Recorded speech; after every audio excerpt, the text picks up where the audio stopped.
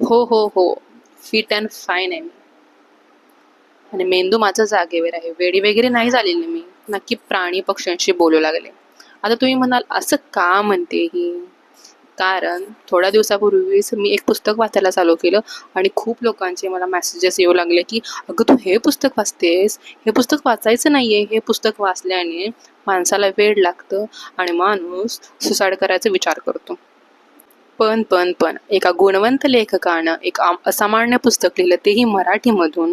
त्यासाठी मी त्या लेखकाचं आणि माझ्या वन ऑफ फ्रेंड ज्याने मला हे पुस्तक ॲज अ गिफ्ट म्हणून दिलं, त्याचे मी खूप खूप मनापासून आभार मानते.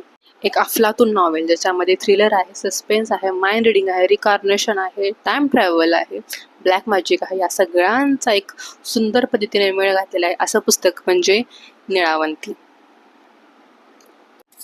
एखादी ब्लॉकबस्टर आणि थ्रिलर मूव्ही बघावी तसं या पुस्तकाचं प्रत्येक पान, प्रत्येक पेज वाव काय लिहिलंय आणि पुन्हा पुन्हा वाचू वाटणारं असं आहे. या अशा भन्नाट कादंबरीबद्दल माझं एक पर्सनल ओपिनियन असं आहे की कोणतीही कादंबरी वाचल्याने माणूस वेगळा वगैरे होत नाही. एखाद्या कादंबरीमध्ये किंवा कोणत्याही गोष्टीमध्ये माणसानं किती लेवलपर्यंत गुंगून जावं याच्या काही मर्यादा असाव्यात. आणि हे पुस्तक वाचताना सत्य आणि फिक्शनल या दोन गोष्टींचा जर व्यवस्थितपणे जर डिफरन्स कळाला तर हे पुस्तक वाचताना नक्कीच तुम्हाला खूप मजा येणार.